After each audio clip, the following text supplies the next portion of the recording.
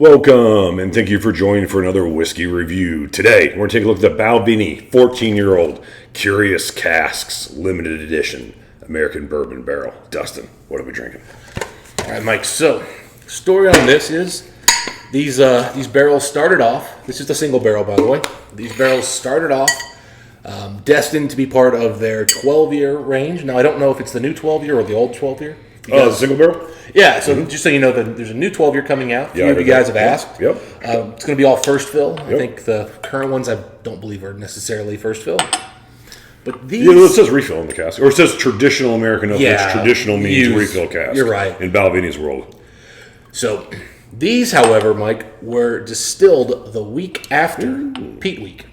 Oh, got a little bit of grittiness left over, huh? So they're saying that unique flavors came out. They are hinting there might be some smoke still coming through. So I'm left with the expectation of nothing else, Mike. And as you can see, I've only really had that one pour out of this. That it's curious. Yes, Dustin, Peat Week we're a huge fan of. This also, as I mentioned earlier, is bottled at 47.8, just like all the single barrel series. So that was always a nice thing about Balvenie and the single barrels. I love the old American bourbon ones. Still have a few of them left over. So good. They fell in love with me when the sherry cask came out. I was like, wow, I'm really sad to miss the bourbon ones, but these sherry casks are... Those sherry are epic. I still say for a $100 bottle, which is about still what that is here in Columbus, 120 now, that was a great sherry 150, whiskey. Unfortunately. But still a great sherry. I'll tell you what, it honestly, that's one of those, I keep wondering why I don't always have one of those available. It's a perfect sherry because whiskey. it's probably at 150, it's the best bottle in the market. And a strong ABV. The 47.8 is a big deal. It's such a good ABV. Oh, it's just under the 48, which is what's always our magic spot, especially for scotches. Nice light colored. I don't know if Balvenie normally didn't color the single barrels, yes? As far as I know, they don't. Let's see here if I could be wrong. Gives us any... I used to be I was such a Balvenie fan at one point in my whiskey journey. I knew every one of them what they did. I used to spend a lot more time with them too, and the problem is they've kind of priced themselves a little bit out of market. I guess the point, Dustin, is we don't know. Yeah, they don't. Could be natural color, could not be. We don't know. At 47.8, though, I believe it is not chill filtered, correct? There's no reason. This product is non-chill filtered and may develop slight haze here, but it does not say coloring. Yeah. And I love that phrase, might develop haze. That's right up my alley. I tell you what, though, Mike. Initially, I get that whiff of smoke right away. Yep.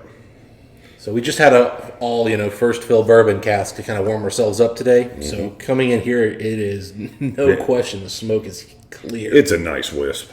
I mean, it's still Balvenie, it's still honey and honeycombs and a little bit of that gritty malt. But I tell you what, that's a beautiful little nice compliment to it. It doesn't take you as far as the Peat Week, but it's a nice wisp. Yeah, I mean, by no means is this heavy. This isn't even as peated as like that peated cask they used for that 17-year. That was way peatier than this. This is just a whiff of smoke. Yeah, puff. Now, as I dig in, Mike, I do get like an earthy grittiness from the oak on the cask. I'm not sure that's necessarily a note I like. That's Balvenie sometimes. Yeah, but the old 15s are more sweet and citrusy. They get there. They're candy. Yeah, they're punchy at first, though. Give us one time. The 21, even that recently came out, is more candy. This one's got a little bit of a grittiness to it. I like it, Dustin. Get dirty. Now, was that brought on by a little bit of the peat still left, like remnants of the peat? Very possible. It's not the cask and it is the peat. I'm not sure. But it's a dirtiness that goes beyond just the smoke, and it comes after the fruity, honeyed notes of Balvenie. It's like smoke, Balvenie sweetness, and then something's a little gritty here. Balvenie and peated whiskeys or peated casks or this is kind of like the Macallan Rare Cask of black to me. You know what I mean? This is a gentleman that usually is to the nines, but I tell you what, it was muddy walking over here, and he's just a mess. I like it, though. He's dressed to actually get something done today. Took a little spill. Foot slips, leather heel, didn't catch. Oof. Rained the night before. I went into the office one day after a New Year's party, after that happening on some ice on those leather shoes. Buddy, we've all been there. I got laughed at so hard by our CFO. Nothing better than someone falling down. Our controller looks in at me and just goes, "Did you fall?" And I was like, "Yep." And the CFO just turns right around and just starts laughing. He's like, "I wasn't going to say anything." Yeah, Dustin. Yeah, smoke, honey. The smoke's way lighter than the peated cask or the peat week. The peat week, like 14, that was peated whiskey. That's a peat bomb. Yeah, the peated cask 17, that was a compliment of peat to it. It's a little bit of salt in your eggs, if you will. This is just an ethereal wisp of it, but it's there. I am every now and then getting a waft of pretty intense peat notes coming through, and then it goes right back to clean. So That honey dresses things up pretty nice, don't it? it really does. And this has changed a lot since I only opened this maybe 2 weeks ago, and it's changed dramatically since I had my first little taste. Yeah, this is a really interesting whiskey. It's a nice whiskey. Actually opened up beautifully. I was kind of expecting this to be a pretty rough review. This is actually coming through beautiful. There's a reason why I spent so much time with Balvenie at one point in my it's a journey. wonderful distillate. I had half a shelf in my whiskey cabinet devoted to Balvenie. God, I saw a 30-year the other day, Mike. 2,400. I mean, it's a lovely whiskey. It is. But whew, That's a 47.82 or something, or 47.3, I think. it's a good one, yeah. I mean, man, the prices. This has got. I mean, it goes back and forth from funk to sweetness, and Mike is going in for more. He's already poured like 3 times. You can tell he was getting some whiffs when he was first pouring. He's like, better. Need to taste more.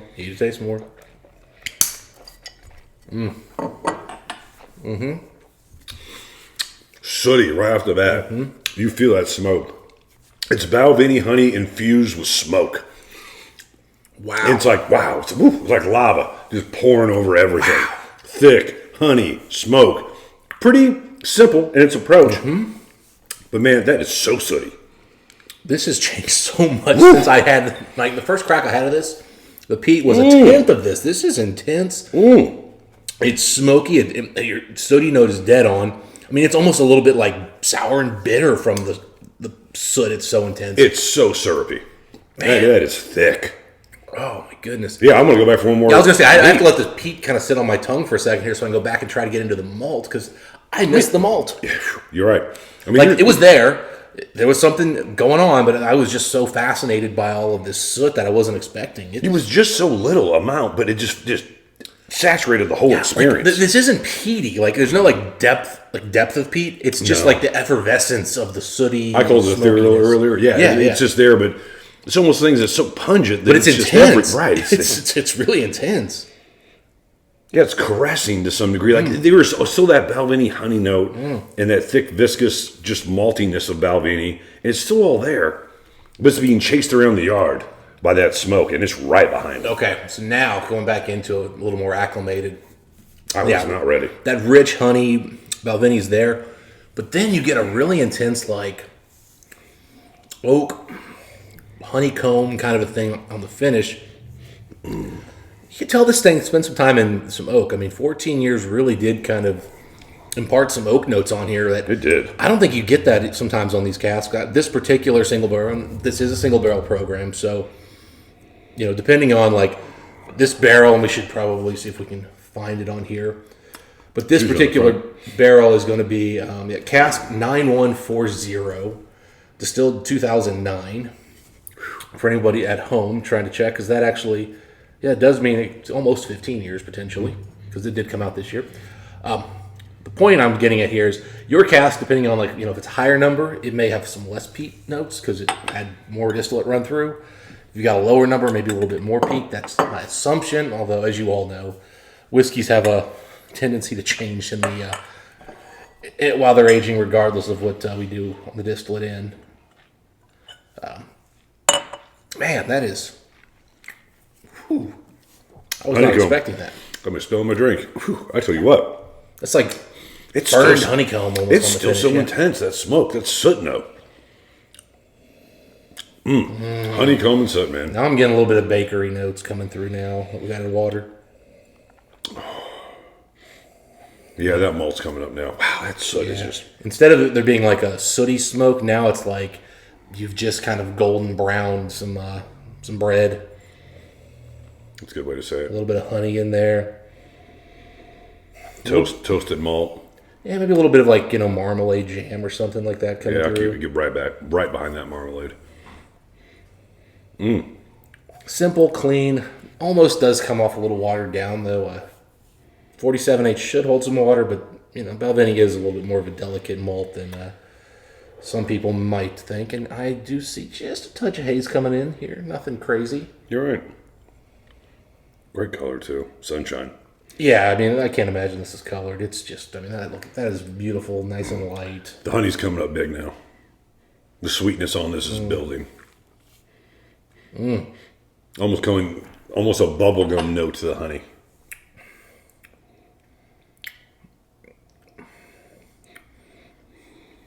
Yeah, with water, it truly is a curious cask, Mike. Because I'm struggling now that I've got a little bit of peat inundation coming here. I'm not the peat's no longer jumping out at me. The smoke's no longer jumping out on the palate. A little citrus, yeah. Apples, maybe.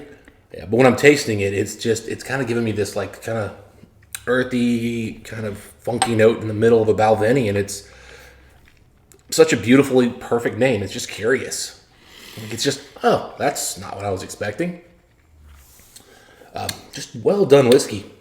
For me, the peat note's still there with the water. I did dial a few things down. Let the malt kind of show. It moved it more to the middle instead of on the front. That was kind of my big thing. Yeah. But it kind of comes in the middle. It's like, I guess this is peat, but there's some funk and weird. It's dirty. Yeah, it's definitely dirty. It's a dirty note, but it's not as like obvious smoke. I guess the smoke, maybe that's what I'm trying Almost to like a bubblegum note coming up now. On the nose with some water. Dare I say, I'm starting to get a little bit of like almost a hint of mint. Now that you say it. And when you were saying bubblegum, I was thinking juicy fruit in my head. And then I went in and I was like, actually, Wintergreen? Double mint? I don't know if I'd go there. I mean, it's like just a hint of like, I mean, it's like, it's almost just like has like the cooling, clean kind of note. There is a bubblegum note I almost get from like specialty facial old Lagavulins. Like that bubblegum sherry sometimes develops in it. Man, I'm making a mess. That's when you know Mike's really trying to get in there close. He wants to learn this whiskey. Dustin, impressive little whiskey. I was not expecting that. I saw this a few months back when it first showed up on a couple of websites. And I was eyeing it. It was just under $100, and it was just over $100. Showed up locally for $120. That's a good deal. And they're still doing 750s for us here in the States. So that's cool. Yeah, you're right. I didn't notice that. I mean, this is a brand new release, and they're still doing 750s. So they must have some bottles that's left over. It's very possible they're just trying to get rid of it. No, right. I'm surprised, though. I mean, it's Balvenie, man. They should have already cleared all of those with double wood. Maybe. Like, I'm surprised special releases are coming out. Like, I would think they would just keep cranking it out for, like, the Balvenie double wood stays in 750s for another 10 years. But everything else... You got ahead of their glass program. Like America's going to come over to our way of units and measures. Never. Well, yeah, I mean, the 750 was the standard everywhere, and then the UK changed. Not the UK, well, Europe changed, EU, but anyway. Anyway, Dustin, let's get to whiskey score time. Your bottle, I'll go first. Dustin, this is an 89. Wow. Yeah. I so enjoyed this whiskey neat, and I agree. It changed. I don't like it as well with water, but I don't think it's a bad whiskey with water. It just moves some things around. 89. Tell me I'm wrong.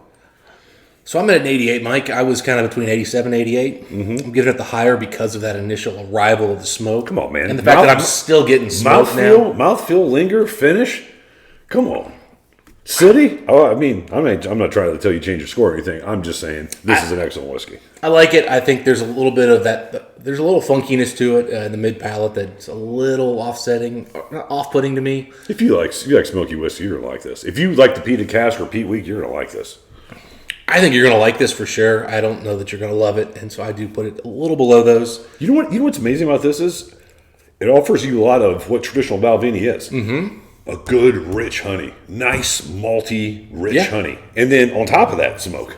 Hey, 88's a great score. This is an excellent whiskey. $120, I think it's a great buy. The UK, I think you guys are getting it for, I don't know what the pound number is, but it's a little less for you guys. Absolutely a buy there too. If you haven't tried this one, I think it's one of those. If you like Balvenie, you just almost have to. Yeah, if you like Balvenie, it's absolutely a try. If you like a little bit of peated whiskey or want to try Space Sides with a little bit of peat, I mean, all those reasons. I mean, again, this really doesn't have a lot of downsides to me at all. Nope. Good ABV, good mouthfeel. The Balvenie, if you like Balvenie, a lot of the recognized notes are still there. You better be ready to get dirty, though. Yeah, it is. Again, it is curious. You ever seen The Outsiders, the movie? We had a rumble at the end of it. It's been a all right. while, but yeah. It got messy because it got rainy. People started slipping. That's what this was. This is a messy Fight brawl. in the mud. This is a messy outsiders brawl in the rain. This is flag football on a muddy field. Yeah, something like that. You thought you weren't going to take it to the ground. You fell face first 6 times. Pony boy. Stay gold. All right, those are our thoughts on a particular whiskey. Stay gold's a nice touch for this one. It's not a bad name. Yeah, there's a little bit of a golden touch. That is a good whiskey. I have enjoyed it. We hope you guys enjoyed watching. If you guys had a chance to try this one, let us know what you guys think. Dustin, until next time, what do we wish the folks? Happy curious drinking. See you next time.